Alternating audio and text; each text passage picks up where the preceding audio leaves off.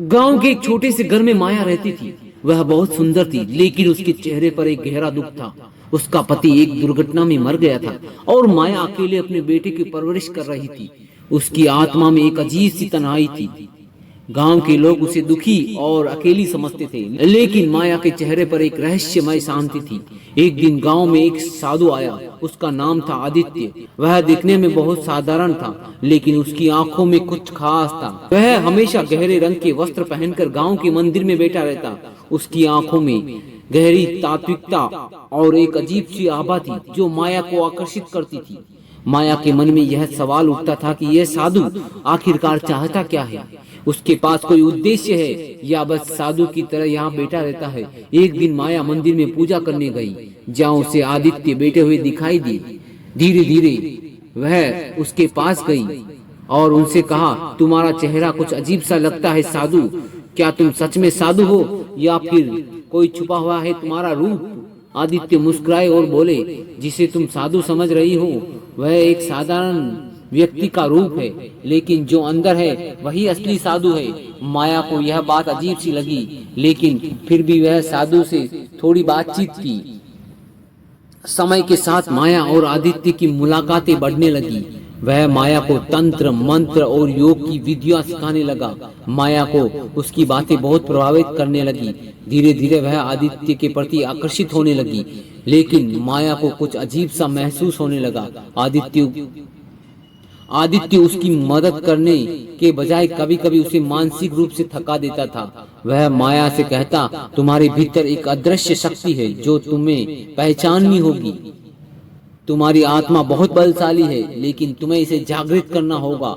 माया ने आदित्य की बातों को ध्यान से सुना, लेकिन उसके मन में संदेह भी था। क्या सच में यह साधु किसी विशेष उद्देश्य के लिए रास्ता दिखा रहा था, या वह किसी काली शक्तियों की जाल में मुझे फंसा रहा था? कुछ दिनों बाद माया ने देखा कि उसके घर के आसपास अजीब घटनाएं घटने लगी। रात को खिड़की से अजीब सी आवाजें आने लगी और कभी कभी वह महसूस करती थी कि कोई उसके कमरे में आकर उसे घूर रहा है। एक दिन माया ने आदित्य से बात की तो वह बोला, यह सब तुम्हारी आत्मा के जागरण का हिस्सा है। तुम्हारे भीतर की शक्ति अब जाग रही है। अब तुम्हें उसे नियंत्रित करना सीखना होगा। लेकिन माया की बेचैनी बढ़ती जा रही थी। एक रात वह आदित्य के पास गई और पूछा, क्या तुम सच में मुझे अपनी शक्ति दिखा सकते हो? क्या तुम मुझे वह तंत्र मंत्र सिखा सकते हो जो मेरे जीवन को बदल दे? आदित्य ने एक रहस्यमयी मुस्कान के साथ कहा, तुम्हारे लिए बहुत कुछ किया जा सकता है, लेकिन इस शक्ति का उपयोग ठीक से करना होगा। हर चीज की कीमत होती है। आदित्य ने माया को तंत्र मंत्र की विधि सिखाई, जिससे माया की शक्तियों का जागरण हुआ। लेकिन इस मंत्र के साथ कुछ और भी था। माया को धीरे धीरे एहसास हुआ कि यह तंत्र मंत्र केवल उसके जीवन को बेहतर बनाने के लिए नहीं, बल्कि किसी और को नियंत्रण करने के लिए था। एक दिन माया को आदित्य के बारे में एक खतरनाक सच पता चला। उसके द्वारा सिखाए गए तंत्र मंत्र का उद्देश्य किसी और को नियंत्रण करना था।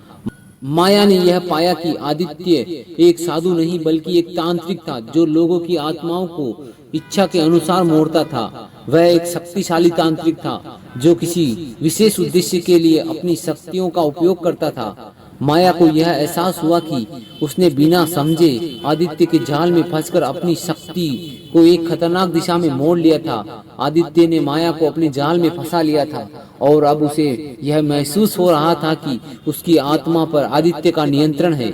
माया ने अतः यह तय किया कि वह अपनी आत्मा और जीवन को बचाने के लिए आदित्य से मुक्ति पाएगी। माया ने आदित्य के जाल से निकलने का प्रयास किया। वह अपनी शक्ति को नियंत्रित करना सीख रही थी। एक दिन आदित्य के सामने खड़ी हो गई। वह बोली, तुमने मुझे धोखा दिया आदित्य, अब मैं तुम्हारे जाल से बाहर निकलने के लिए तैयार हूँ। आदित्य का चेहरा गंभीर हो गया। वह जानता था कि माया ने अब उसकी पूरी सच्चाई समझ ली थी और वह उसे नियंत्रित नहीं कर सकता था। तुम मुझे नहीं हरा सकती माया, मैं तुमसे कहीं ज्यादा शक्तिशाली हूँ, उसने कहा। लेकिन माया ने एक मजबूत निर्णय लिया। उसने आदित्य का तंत्र मंत्र तोड़ा और उसकी शक्ति को समाप्त कर दिया। अतः अपने विश्वास और शक्ति को पहचानने में सफल हो गई माया।